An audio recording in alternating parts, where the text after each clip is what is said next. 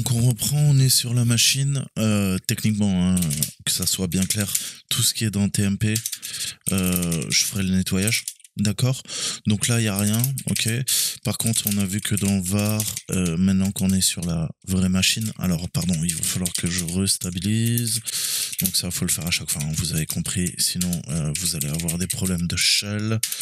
OK. Donc là, vous voyez qu'on a fait toute une technique, hein, pour pouvoir faire notre jailbreak. Alors naturellement, on n'allait pas arrêter le Docker, vous allez empêcher les autres étudiants d'apprendre comme vous, effacer vos traces. Hein. Je vous ai dit, en théorie, c'est pour ça que je vous disais var et HTML. D'accord. Donc si j'étais dans un vrai pentest, j'effacerais en fait quoi. Bah tout simplement les portes dérobées, hein, que j'ai installées. Maintenant que j'ai un accès, donc là je vais pas le faire puisqu'on va faire la machine, je vais faire 10 vidéos, d'accord, mais techniquement je crois que ça m'a pris, la première fois j'ai passé à peu près 3 heures à faire le pentest sur cette box. Donc il faudrait effacer nos traces, d'accord. Là je le fais pas, pourquoi? Parce que ça risque pas de donner une indication aux personnes qui comme moi font l'exercice, le CTF, puisque ils ne peuvent pas voir, ils sont dans le conteneur, donc ils savent pas quel fichier ils peuvent appeler. D'accord. On voit qu'il y a un ami qui s'appelle Chu. Ça, c'est clair que c'est pas moi. On peut aller vérifier d'ailleurs. Qu'est-ce qu'il a mis dans son Chu.php. Voilà. Donc ça, c'est un autre étudiant. Pareil, je vais pas aller supprimer ces fichiers. Ne soyez pas des petits cons. Hein. Ça, c'est dit. Maintenant, on a un accès sur LSRV01. Je vais vous mettre le diagramme pour que vous compreniez bien notre chemin d'attaque. D'accord. Donc de l'extérieur, on a poutré l'hôte. L'hôte, c'est un serveur web qui est connecté à une base de données qui tourne dans un conteneur. On a pris le contrôle de la base de données, on est sorti du conteneur. Mais maintenant, il me reste 1, 2, 3, 4, 5, 6, 7, 8 machines sur le réseau de l'entreprise. J'en ai aucune idée. Comment je peux savoir? Bah, il va falloir à nouveau qu'on recommence. Quoi? Escalade de privilèges. Là, il faut que je route la machine et ensuite notre phase d'énumération et de reconnaissance. Alors, escalade de privilèges local, en l'occurrence sur la machine, ça consiste à avoir un accès d'un utilisateur de niveau moyen ou faible à celui qui a le plus de privilèges. D'accord? Encore une fois, on va exploiter des soucis de configuration, hein, au niveau des applications, d'erreurs de configuration, de paramétrage. Donc généralement, on exploite une application ou un service spécifique qui malheureusement a été mal configuré sur l'appareil. Donc je vous ai mis dans la précédente vidéo déjà bookactrix.xyz, c'est le site de référence, c'est la Bible, hein, du papa de Linpeas et de Winpeas, Carlos. Je vous conseille de apprendre par cœur tout ça. C'est tout simplement une des meilleures ressources au monde sur Internet. Hein.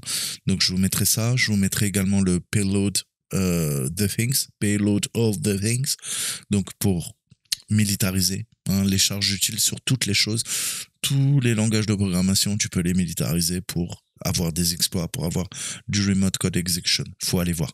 Et puis les bases, hein, sur les escalades de privilèges. Mais là, je ne peux que te rediriger vers Linux pour les nuls, où je t'ai déjà appris tout ça. D'accord.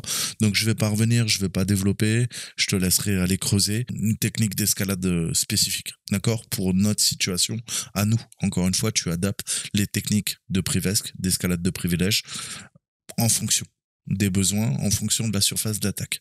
Donc le premier truc, c'est rechercher les mauvaises configurations. Alors, on a Linpeas, hein, qui est un des plus connus. On va se le récupérer et je vais le pousser sur la machine. Alors, comme toujours, on télécharge le script à partir du référentiel GitHub. On va le télécharger avec un git clone. On va cloner le repo sur notre machine. On peut l'uploader. Je peux utiliser un serveur HTTP en Python, je peux utiliser du PHP, je peux utiliser Updog. Attention, il y a des failles sur Updog. Je vous déconseille de l'utiliser, même s'il est très bien. L'avantage de Updog, c'est que vous avez une interface graphique dans votre navigateur. Mais apparemment, il y a des failles de sécurité et l'auteur ne répond plus depuis qu'on a précisé que visiblement, il y avait des failles de sécurité et il n'a pas envie de patcher son projet. Donc, soit il est fainéant, soit il s'en bat les couilles, soit Eh ben, peut-être c'est fait à dessein et tu télécharges, tu utilises son outil et tu peux te faire pirater en retour. D'accord? Donc à vous de décider. On va lancer l'InPeace parce que ça va prendre un certain temps. Toto le hacker, vous voyez que je l'ai déjà en Privesc et je l'ai dans SharePeace. Alors je vais prendre celui-ci. C'est peut-être le plus récent, celui qui est préinstallé avec le Kali, qui doit être maintenu à jour. Dans User Share, vous avez beaucoup d'outils qui nous permettent d'attaquer des machines. Je peux te montrer, ou je peux te faire quoi? Un ls sur User, sur Share, et dans Share, tu vois que tu as beaucoup de choses. D'accord? Tu as du Apache, tu as du Hamas, tu as en principe autre chose. J'ai l'impression que j'ai pas tous les packages, ou c'est peut-être sur Parrot. On a du Windows, on a beaucoup d'outils qui sont présents là-dedans. Bon bref, revenons à nos moutons. Je vais copier à partir de la source. C'est ça ma source. Je vais dézoomer, c'est dégueulasse. Et je copie dans le répertoire courant. Point. Mais il va me falloir un sudo.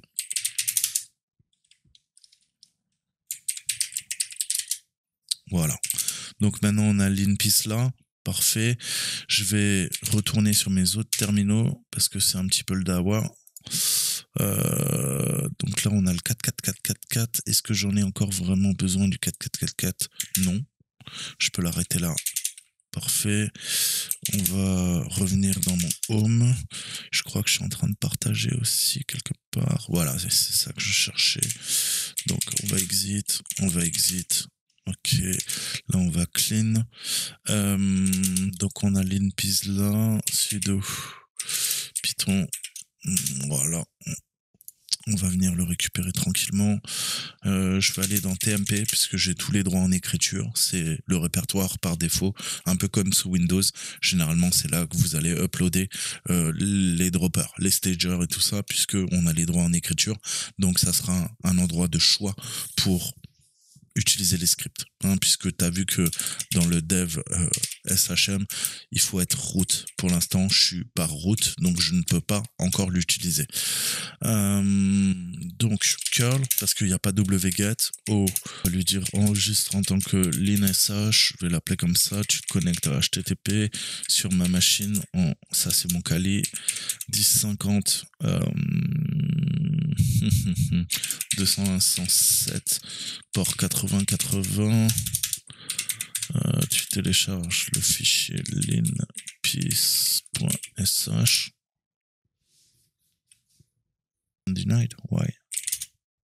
Ah oui, je suis pas dans TMP. Blaireau des îles. Ok. chmod plus x sur lin.sh et on va le lancer parce que ça prend un peu de temps. Donc, ça va venir faire la reconnaissance. Nous, ce qui nous intéresse, c'est ce qu'on appelle un SUID. Un SUID, c'est Set Owner User ID. Techniquement, un bit SUID, c'est abuser des droits d'un utilitaire. Et si le propriétaire détient les droits SUID, si root a l'accès sur un des programmes, je peux m'en servir pour faire une escalade de privilèges. D'accord? Il hérite le but SUID des autorisations d'accès de l'utilisateur connecté. Le SUID, il est défini par l'octroi d'autorisation temporaire à un utilisateur pour exécuter un programme, un fichier avec les autorisations du propriétaire du fichier plutôt que l'utilisateur qui l'exécute. Imagine que tu as un administrateur réseau, d'accord, mais il n'est pas administrateur du système et il a besoin d'utiliser Nmap ou Netcat et il a besoin d'utiliser des ports non conventionnels, les ports communs de 0 à 1024. Et ben tu vas lui donner le bit SUID, comme ça il va pouvoir le lancer comme toi, admin, mais il sera pas admin, il sera juste admin réseau. D'accord? Donc le temps de l'exécution du programme, il a des droits supplémentaires. D'accord? Et justement, ça peut être une faille. D'accord? Donc, si le programme s'exécute en tant que root et que j'y ai accès, je peux abuser justement pour quoi?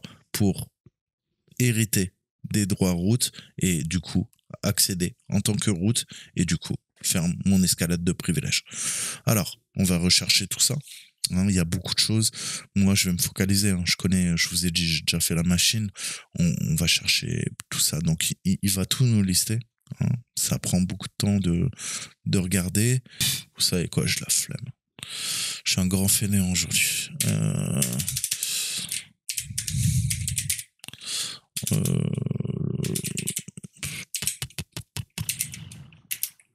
Je vais grepper.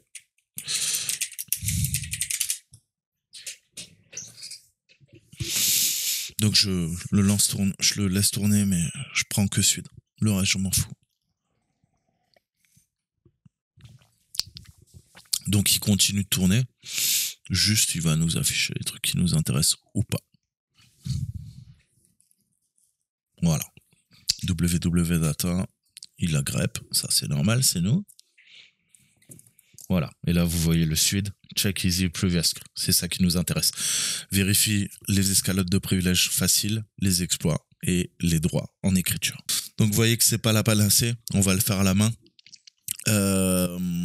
Donc, je vous mettrai déjà... je vous l'avais déjà expliqué dans mes cours Linux, ok, mais vous l'avez sous les yeux, d'accord. Comme on a 3 groupes, Hugo, hein, on appelle ça Hugo, User, Group, Other ou All. Hein. On a également pour U le S, pour G le S et pour O le T. Hein. Le T, c'est le sticky bit, c'est sur les systèmes hérités Linux, on s'en sert plus. Le suite, c'est tout simplement, tu vas hériter du propriétaire, des droits du propriétaire sur le binaire, et le G, le SGID, à l'inverse, c'est le groupe. Tu vas hériter des droits du groupe. D'accord? C'est ce qu'il faut comprendre. Alors, si on fait simple, le suite bit, l'utilisateur, il exécute le fichier avec les autorisations du propriétaire du fichier. Le SGID, G, U. U, utilisateur, G, le groupe. L'utilisateur, cette fois-ci, exécute le fichier avec l'autorisation du propriétaire du groupe, comme je te le disais. Et le bit collant, le sticky bit, pas important sur les fichiers.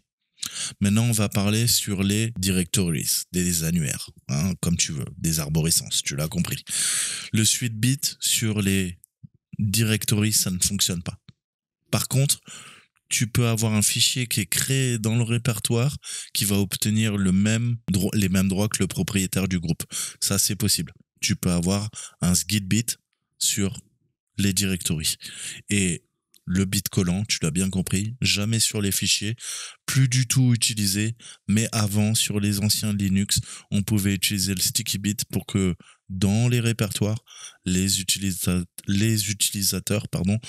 ne puissent pas supprimer les fichiers d'autres utilisateurs. Ça peut être sympa, c'est encore utilisé, mais de moins en moins. On va faire très simple. Alors, ça c'est cool, tu vois que l'InPeas, il a un peu de mal là. Hein. Donc qu'est-ce qu'on peut faire? On peut faire un wineliner. On va utiliser la commande find. Find, je lance la commande. Je lui dis à la racine, je lui demande les perms. Les perms, on va lui dire, alors soit 04000, soit tu peux utiliser, donc ça c'est le système octal, base 8, où je peux lui dire égal S. Et là, si tu suis un petit peu ce que je t'ai dit, U, ça veut dire le suite bit. D'accord? Pourquoi le suite bit?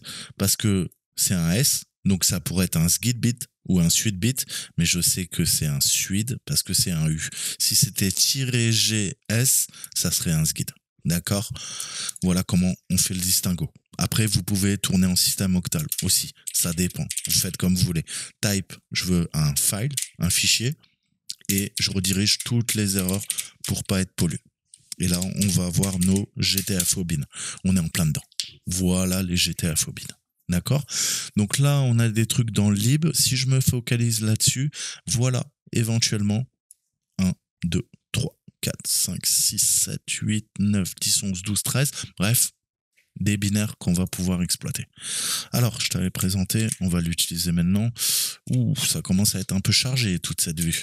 On va dégager ça. Donc, dans ma vidéo sur l'ASMR, je t'avais dit, va télécharger GTFO Lookup, et c'est ce qu'on va faire. GTFO, on va le lancer. Je vais lui demander quoi? Pas les Whatcoms, je vais lui demander les GTFO bins. Je crois que ça marche. Ouais.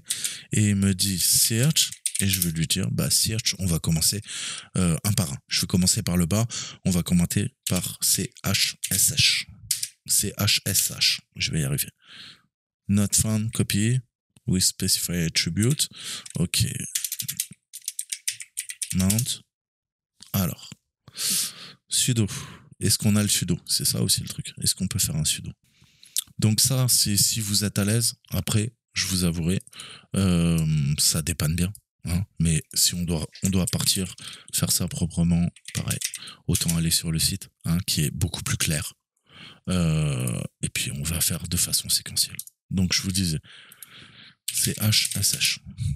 Niet, hein, c'est ce qu'il nous disait. Mount, pareil, sudo, il faudrait pouvoir le caler. No binary. C'est HFN. Rien, pas de chance.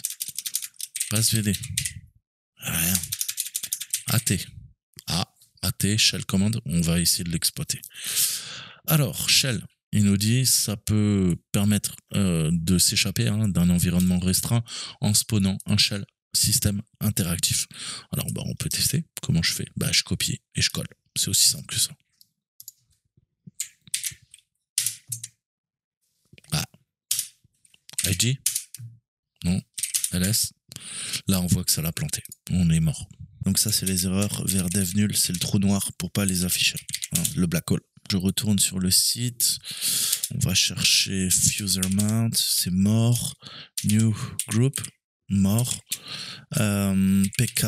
Exec. Sudo. Mais il faut qu'il ait les droits en sudo. Il faut tester.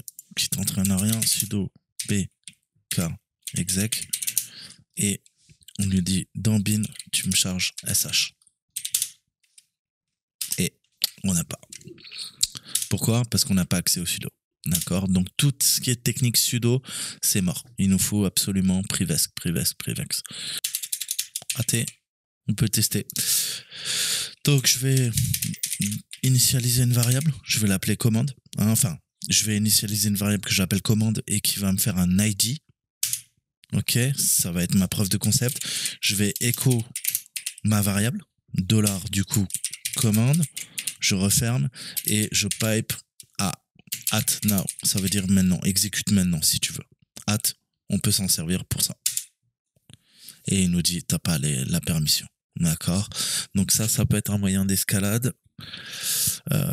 C'est une bonne question. Pourquoi il reste pas grand chose, hein. Il reste sudo. Donc en fait la faille elle est où? Elle est dans Docker, hein. On a tout testé.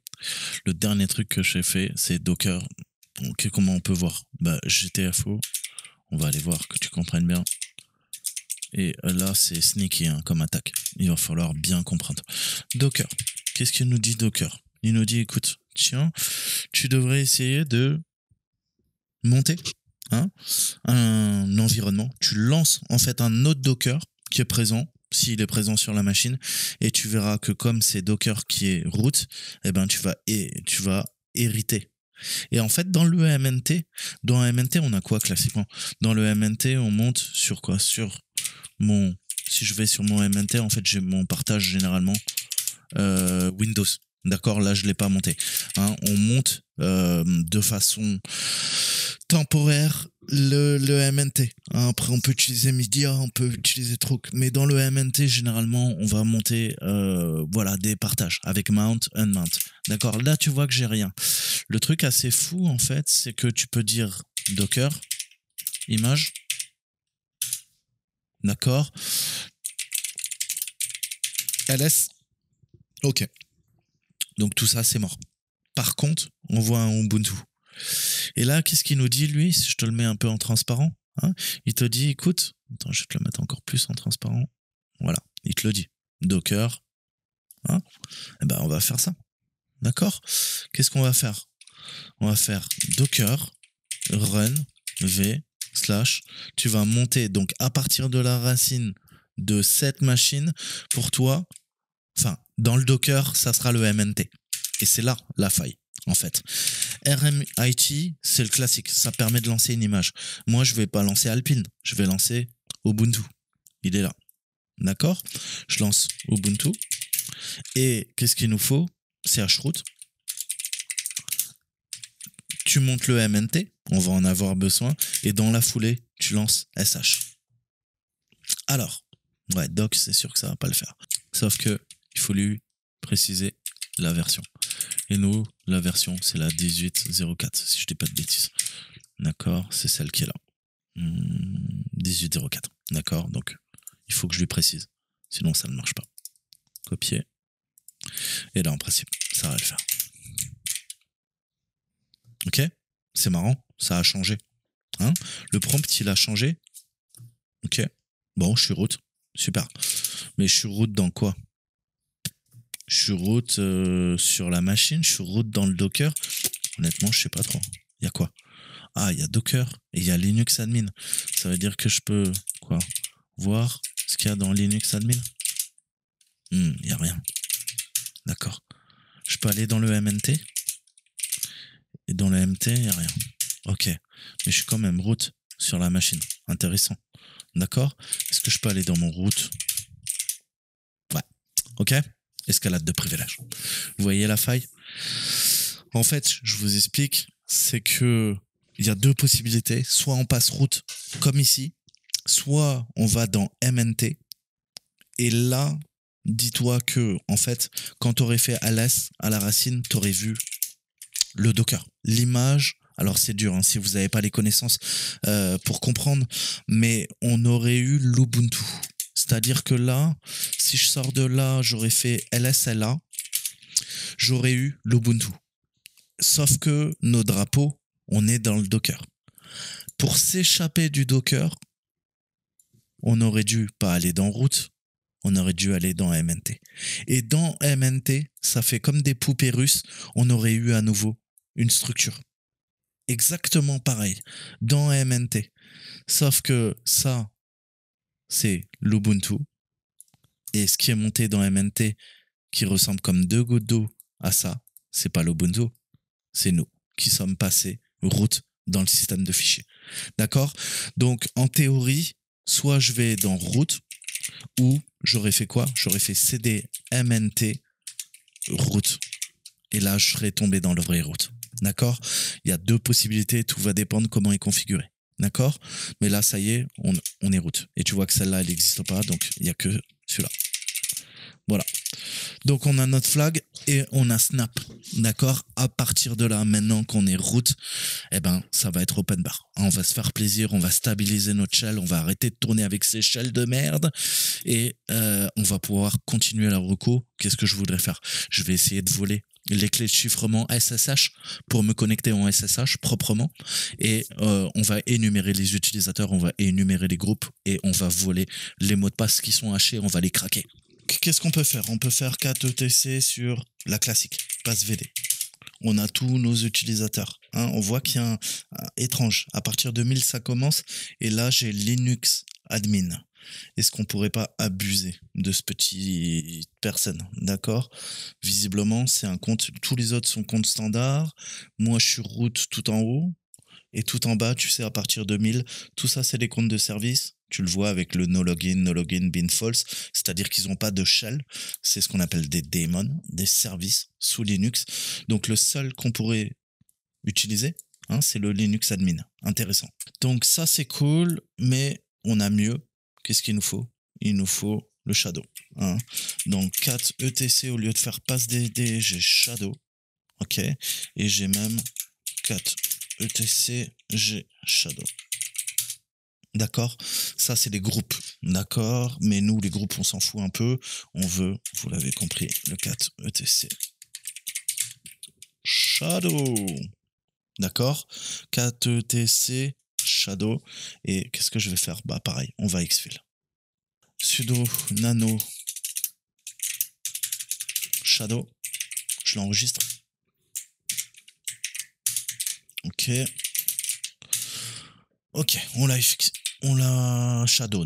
Bon, c'est pas grave. On l'a exfil. Donc maintenant, on va pouvoir utiliser H4, John the Ripper. Hein, je vous redirige vers les vidéos que j'ai faites. Mais on a les mots de passe cryptés, chiffrés. Mais en fait, ils sont hachés. Et on va pouvoir exfiltrer tout ça. D'accord? Ok. Donc dans une vidéo, je vous montrerai comment craquer, utiliser Google Colab pour craquer les mots de passe Wi-Fi, n'importe quel, les haches, en utilisant des cartes Tesla à 4000 € gratuitement grâce à Google. Je vous montrerai ça dans une prochaine vidéo, comment craquer tout sur le cloud sans faire chauffer ta carte graphique et sans dépenser d'électricité. Ça sera pour une prochaine vidéo. Mais nous, j'ai renommé le fichier, on a notre Shadow que j'ai renommé Shadow H et on va passer à la partie H4. Donc H4, on va le lancer. Il a l'air fonctionnel. Qu'est-ce qu'on peut lui dire? On va lancer tout simplement le crack. Donc on va lancer le crack, je vais lui dire H4. On a vu qu'on est donc AO, ça c'est du single mode. Par défaut, il est en single mode. Je vous expliquerai tout ça le temps venu.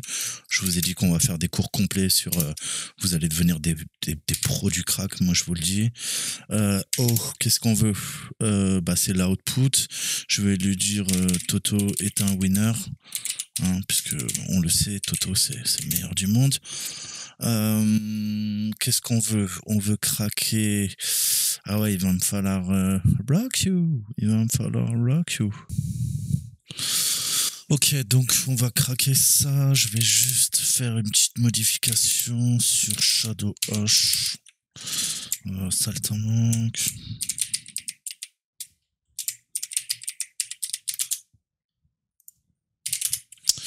Ok, on va craquer ça. Sudo nano Shadow H. Ok, on va dégager tout ça. Ça me sert pas. On va garder ce qui nous intéresse, vous l'avez compris. Pas de doute.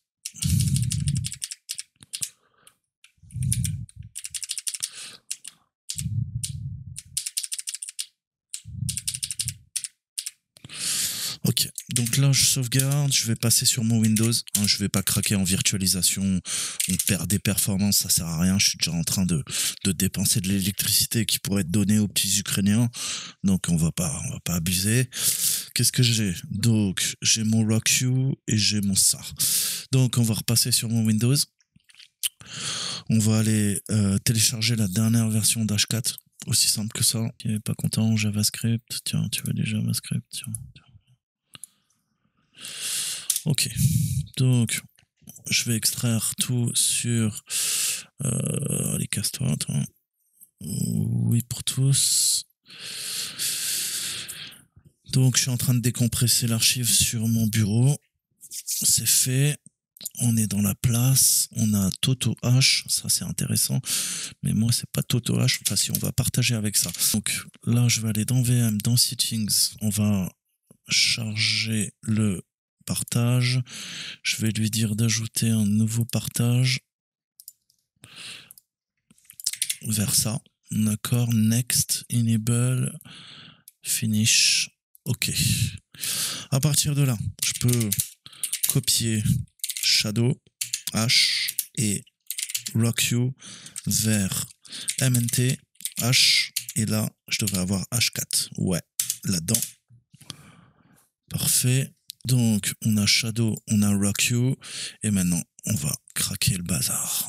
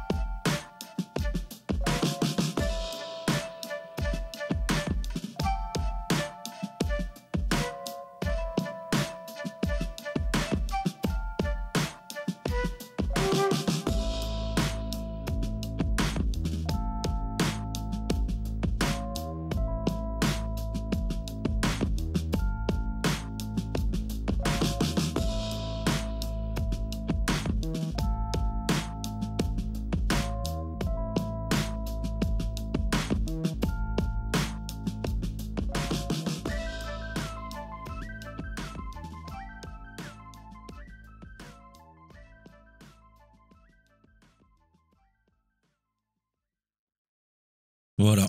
Donc on a tout cassé, Linux rules. Et maintenant, on est bon. Hein. On a le mot de passe de notre ami. On va pouvoir, à partir de là, commencer l'attaque en profondeur. Backdoor. Donc je vais aller ls là. Vous voyez que je n'ai pas de SSH. Si j'en ai un, tiens.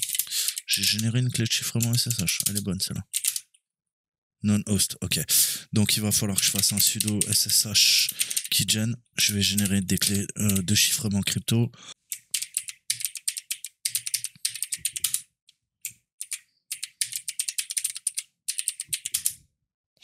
Ça a généré la clé. Tu vois que là, il n'y a rien. C'est normal. Tout se passe dans route.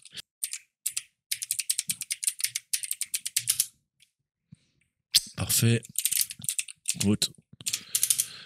Ok. Alors, qu'est-ce qu'on veut? Très très bonne question. Qu'est-ce que je veux? Je veux aller dans CDSH. Caché. Donc tous les fichiers avec le point, ils sont cachés. Je vais vous montrer ma clé publique. Vous pourrez me pirater quand vous voulez. Il n'y a pas de problème, les copains.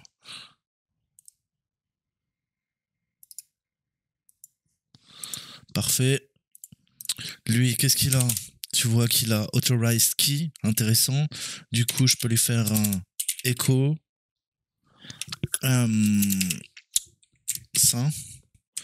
Est-ce qu'il y a authorized key? Ouais. À la suite, sinon vous écrasez tout. Hein. Écrasez pas les clés des autres qui bossent. Vous faites 2 chevrons, pas un. C'est important.